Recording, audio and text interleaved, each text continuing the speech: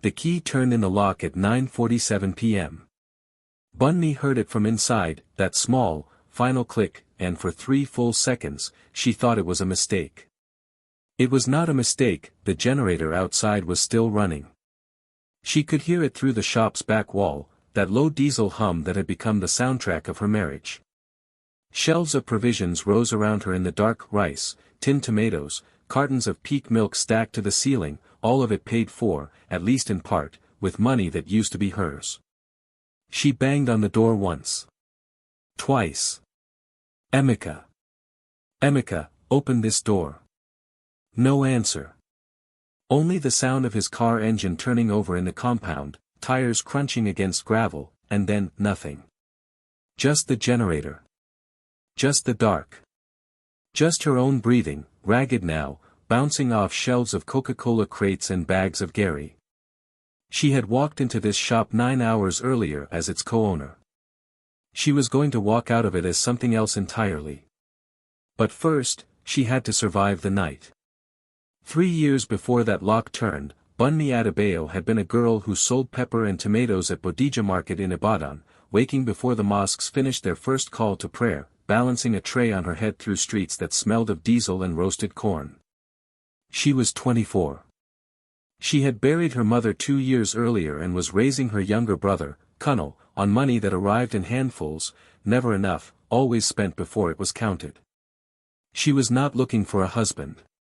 She was looking for Thursday's transport fare. Emeka Obiajulu found her anyway.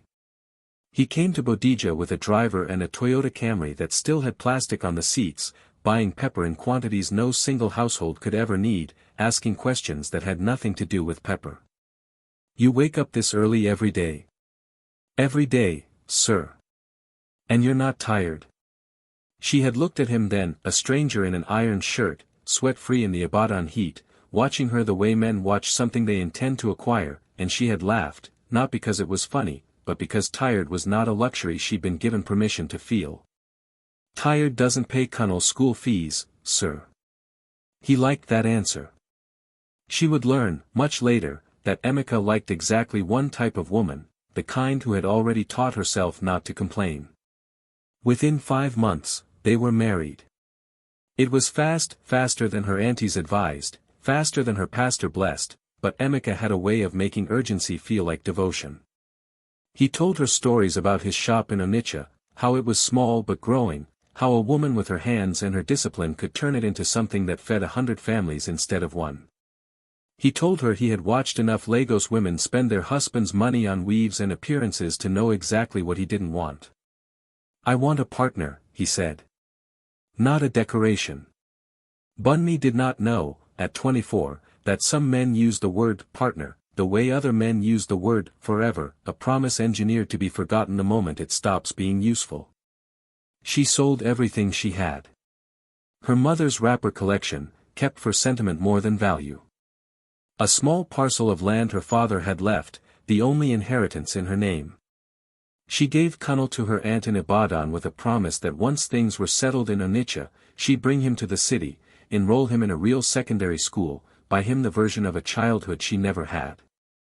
She arrived in Onitsha with 430,000 naira sewn into the lining of her travel bag, a wedding ring that had not yet been resized to fit properly, and a belief, not naive, but earned through years of scarcity, that if she worked hard enough, a life could be built from nothing. She was right about the building part. She was wrong about who it would belong to. The shop, when she first saw it, was one room with a leaking roof and a signboard so faded you had to already know the name to read it, Obiajulu General Merchandise. Emeka called it temporarily modest. He called everything temporary, the shop, the small rented room they shared above it, the arrangement where his salary from consulting work never quite materialized on the dates he promised. Bunmi didn't complain. Complaining was not in the curriculum her life had taught her. Instead, she renegotiated supplier contracts because she'd learned, from years at Bodija, exactly which distributors padded their prices for anyone who looked new to the business. She built a customer ledger by hand, tracking who paid on credit and who paid in cash, memorizing faces and debts with a precision that made local traders assume she'd been schooled in accounting. She hadn't. She'd been schooled in hunger, which teaches its own kind of arithmetic. Within 8 months, the leaking roof was fixed. Within a year, the shop had expanded into the empty stall beside it. Within 18 months, Obiagelu General Merchandise was one of the 3 busiest provisions shops on that stretch of road, and people had stopped calling it Emeka's shop and started calling it Emeka and Bunmi's shop, a distinction that seemed to bother him more than he ever said out loud. "You're doing well," he told her one night, and there was something underneath the words, something she didn't have language for yet. Not pride. Something closer to threat. She should have listened more carefully to what men don't say. The rumors started the way rumors always start in market towns, quietly, at the edges, carried by people who claim they don't want trouble. Mama Ngozi, who sold beside them, mentioned once that Emeka had another shop, before this one, somewhere near Upper Iweka. Bunmi asked him about it that night, casually, the way you ask about a thing you assume has an easy answer. "Old business," he said, not looking up from his phone. "Nothing serious. I closed it years ago." She believed him. She had no evidence not to, but evidence has a way of accumulating even when you're not looking for it, and over the following months, small things began arranging themselves into a pattern that Bunmi's mind, sharpened by years of counting every naira twice, could not ignore. There was the phone that buzzed at odd hours and was answered outside, in the dark, in a voice pitched lower than his normal register. There was the trip to Aka supplier meeting that lasted 4 days when supplier meetings in Onitsha rarely lasted 4 hours. And he'd laughed too loud, changed the subject too fast, and steered Bunmi away by the elbow before she could ask the question forming on her tongue. Family. In Upper Iweka. Not friends. Not old customers. Family. That night, lying beside a man she had built an empire beside, an empire that carried his name on the signboard and her sweat in every brick, Bunmi stared at the ceiling and made a decision that would define everything that followed. She was not going to ask him directly. She was going to find out for herself. Because a man who lies smoothly once will lie smoothly again, and Bunmi had learned, in her 26 years, that the truth was never given freely to a woman who only asked politely for it. Tell me honestly, have you ever loved someone and still felt, somewhere underneath the love, that you were being watched instead of seen? That was Bunmi's life for the next 4 months. Loved and watched. Trusted and tracked. A wife by every visible measure, and a stranger to the one truth that mattered most. It took her 4 months to gather the courage, and only 1 afternoon to gather the proof. She followed him, not dramatically, not the way it happens in films, but quietly, the way a woman follows a man she has already stopped trusting, from a distance, dressed differently than usual, a scarf pulled low, blending into the market crowd that had once been her only home in this city. Upper Iweka was a 15-minute Okada ride from their shop. Emeka took that ride twice a week, always on Tuesdays and Fridays, always telling Bunmi he was checking suppliers. She watched him park his car, not the shop's delivery van, but the sedan he told her was, in the mechanics, for the past 3 weeks, outside a modest but well-kept bungalow with fresh paint and a small garden of flowering shrubs along the fence. A child ran out to meet him. A boy, maybe 5 years old, calling out a word that stopped Bunmi's heart mid-beat. Daddy. A woman followed the child onto the veranda, pregnant, visibly so, at least 7 months along, and she kissed Emeka on the cheek with the easy familiarity of someone who had done it 1,000 times before, in 100 ordinary evenings that had nothing to do with hiding. Bunmi stood across the road, behind a stack of cement bags outside a hardware store, and watched her husband become a stranger in real time. This was not an affair. An affair implies secrecy on both sides, implies a woman who doesn't know she's the other woman. But the woman on that veranda moved through her home with the confidence of a wife. She was not hiding from anyone. She simply didn't know that Bunmi existed. 2 wives. 2 lives. One man dividing himself so carefully between them that neither woman had ever been given the whole truth. Bunmi did not cry. Not there, not on that street, not with cement dust settling on her sandals and her husband's laughter drifting across the road toward her like something obscene. She turned around. She took an Okada back to the shop. And she began, that same evening, the quietest and most disciplined project of her entire life. She was going to find out everything. And then she was going to decide, on her own terms, in her own time, exactly what everything was worth. Bunmi had always kept the shop's real financial records, not the version Emeka showed suppliers and tax officials, but the true ledger, handwritten in a school exercise book she kept hidden beneath a loose floor tile behind the rice sacks. It was a habit born from necessity. Someone in that marriage needed to know where the money actually went, and Emeka had never been that someone. Now, that same discipline turned into something else. Investigation. Over the following 3 weeks, in stolen minutes between customers, Bunmi began piecing together a second ledger, this one tracking not Naira and Kobo, but lies. She learned, through careful questions to Mama Ngozi disguised as idle market gossip, that the woman in Upper Iweka was named Adiz, and that Emeka had married her, with a proper traditional ceremony, elders and all, nearly 2 years before he ever set foot in Bodija market looking for pepper. Which meant every word Emeka had told Bunmi about starting fresh and building together had been spoken by a man who was already someone else's husband. A man who had gone shopping for a second wife in another city specifically because a woman in Onitsha might have recognized him. She learned that the original shop, the old business near Upper Iweka, he dismissed so casually, hadn't closed at all. It had simply been quietly renamed and folded into Adiz's side of his life, run now under her brother's name to keep it separate on paper.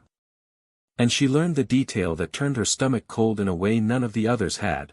The shop she had spent 2 years building, the one with her sweat in every brick and her 430,000 naira in its original stock, was registered, solely, entirely, with no mention of her name anywhere in the documents, to Emeka Obiajulu. Not to Emeka and Bunmi. Just to Emeka. She had built a fortune with her own hands and signed away every legal claim to it the moment she trusted a man's word over a lawyer's paper. Have you ever built something with everything you had, only to discover your name was never actually on it? That question would follow Bunmi for the rest of her life. But on the night she finally understood the full shape of it, she didn't collapse under its weight. She got up. She lit a candle, because the power had gone again, the way it always did in Onitsha after 9. And by that small flickering light, hunched over her secret ledger, Bunmi Adebayo, market girl, discarded wife, unrecorded co-founder of a business worth millions, began to write a different kind of plan. Not a plan for confrontation. A plan for leverage. The confrontation, when it finally came, wasn't planned by Bunmi at all. It was forced by Emeka's own carelessness, the kind of carelessness that comes from a man who has never once imagined the woman beneath him might be smarter than the woman beside him. He came home late on a Thursday, 3 weeks after Bunmi's discovery, smelling of a perfume that wasn't hers, and made the mistake every unfaithful man eventually makes. He assumed silence meant ignorance. "You've been quiet," he said, not looking at her, scrolling his phone at the dinner table she had bought with her own market savings before she'd even fully unpacked her bags in this city. "I've been thinking," Bunmi said. "About what?" "About Upper Iweka." The phone stopped moving in his hand. Just for a second. But Bunmi had spent 2 years reading a man's face across a shop counter, calculating exactly how much truth she was being told versus how much performance. She saw the second stretch into something longer. "What are you talking about?" "Adiz," she said. "And the boy. And the one who's coming." The silence that followed was the loudest sound Bunmi had ever heard in that house. What happened next happened faster than she expected, faster than her plan accounted for.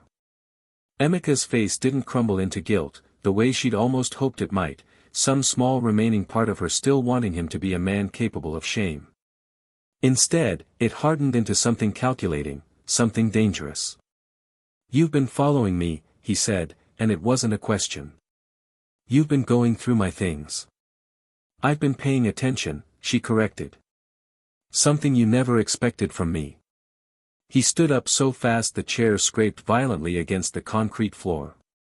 For one terrifying second, Bunmi thought he might hit her. She saw it cross his eyes, that flicker of a man deciding whether violence was an option worth considering, but instead he did something colder. He grabbed his car keys, grabbed the shop spare set from the hook by the door, and told her, in a voice gone flat and businesslike, that she needed to cool down at the shop overnight. That she was confused.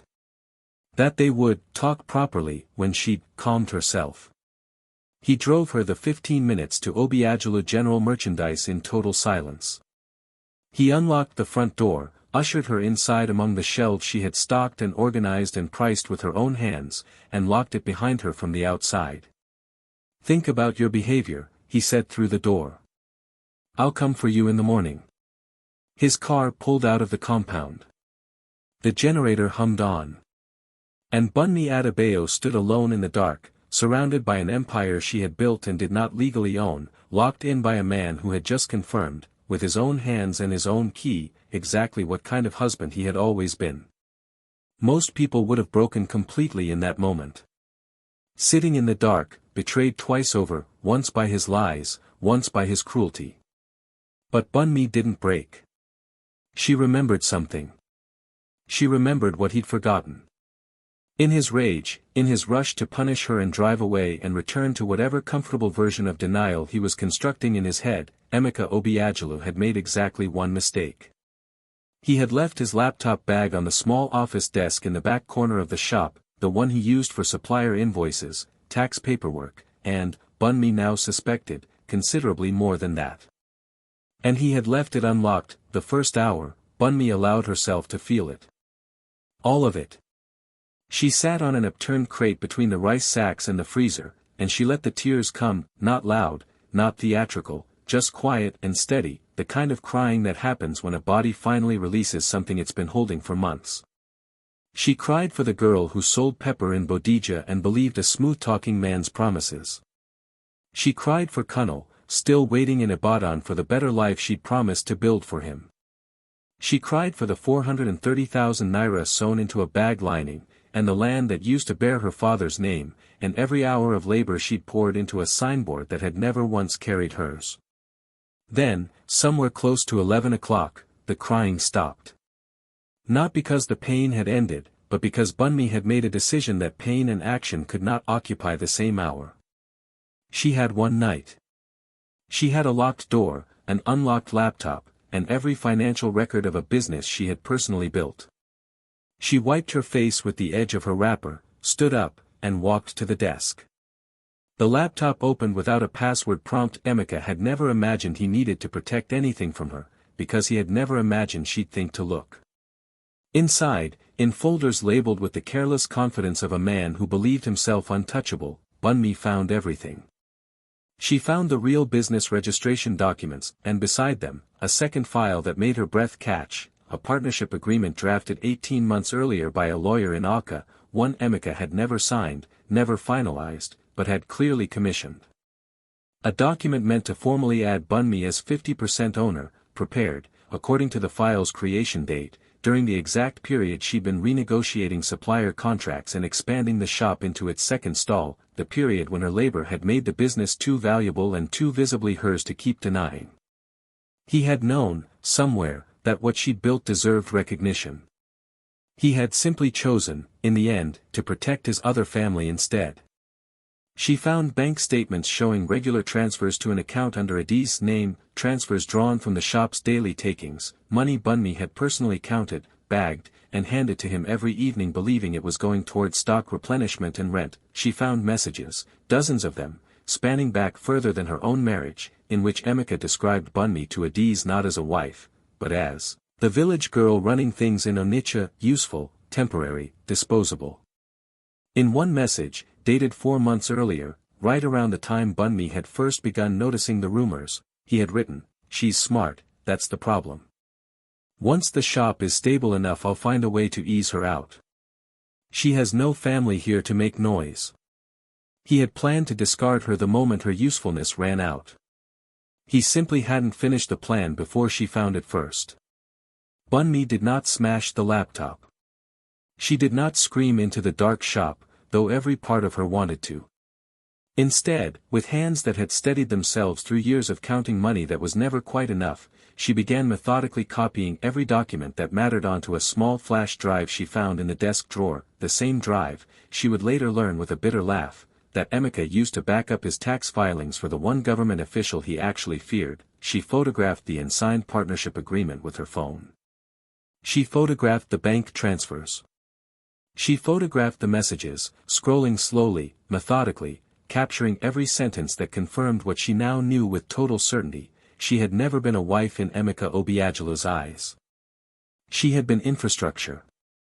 By 4 a.m, Bunmi had assembled a complete record of everything, a paper trail so thorough it would make any lawyer's job simple, any judge's decision obvious, any community's judgment swift and merciless in a town where reputation meant more than money.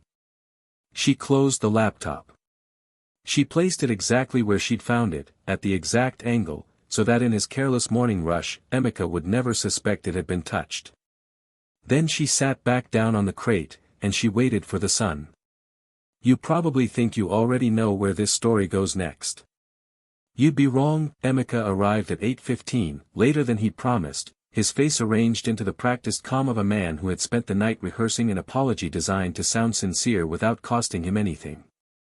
He unlocked the door expecting to find a woman broken by isolation, hungry, thirsty, softened into the kind of gratitude that makes forgiveness easy to extract. Instead, he found Bunmi standing calmly by the front counter, dressed, composed, her wrapper tied with the same precision she used for arranging shelves, a woman who did not look like she had spent a single minute afraid. "I'm sorry," he began, the words coming out smooth, well-worn. "I overreacted. You know how I get when." "Emeka," she interrupted, and something in her voice made him stop mid-sentence. "How is Adiz this morning? And the baby, is it due next month or the month after? I've lost track." The color left his face in a way Bunmi had never seen before, not even the night she'd first mentioned Upper Iweka. This was different. This wasn't guilt. This was fear. "You don't know what you're talking about," he said, but his voice had lost its footing. "I know about the partnership agreement your lawyer drafted 18 months ago," Bunmi said, her voice level, unhurried, the voice of a woman reading a market ledger rather than delivering a verdict. "The one you never signed. I know about the transfers from our daily sales into her account. I know what you called me in your messages to her. The village girl running things. No family here to make noise. Bunmi. I have copies of everything," she said. "Bank statements. The unsigned agreement. The messages. Photographs, time-stamped, backed up in 3 places you will never find. I spent last night in the dark, Emeka, exactly like you wanted.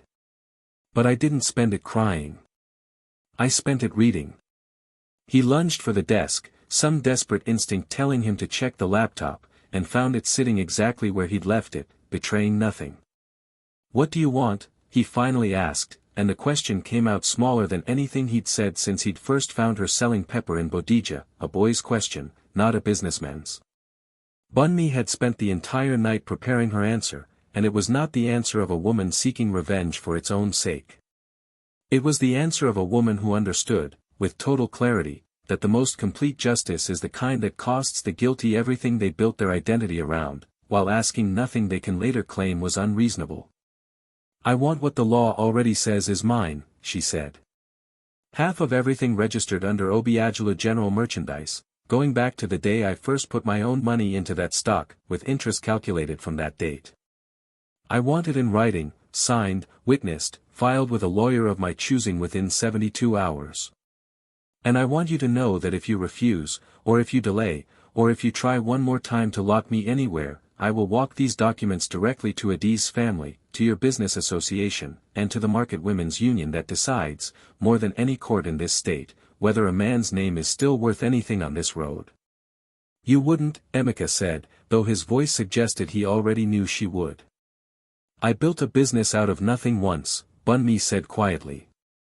"I can build a life out of ruins too. The only question is whether you'd rather lose half of what you have, or all of it." Emeka Obiagilu did not sign that same day. Men who have spent their lives believing themselves untouchable rarely surrender on the first ultimatum. They need to test the threat first, to see if the woman making it truly understands the weapon in her hands. He tried, over the following week, everything a cornered man tries. He tried charm, arriving with flowers she didn't accept and promises she didn't believe. He tried intimidation, threatening, carefully, never quite explicitly, that a woman, with no family in this city, could easily find herself with nowhere to sleep. He tried, once, to quietly begin moving stock out of the shop under cover of night, hoping to strip its value before any agreement could be finalized. Bunny had anticipated all three. The flowers, she left untouched on the counter as decoration for customers, a small daily reminder to herself of exactly how little his gestures cost him. The threats, she recorded, carefully, using the same phone she'd used that night in the dark and added to her growing file. And the stock, she protected simply by never again leaving the shop unattended, sleeping some nights on a mat behind the counter rather than risk what he might do with the doors unwatched. It was Mama Ngozi, in the end, who tipped the balance, not out of loyalty to Bunmi specifically, but out of the ordinary mechanics of a market community that runs on reputation the way cities run on electricity.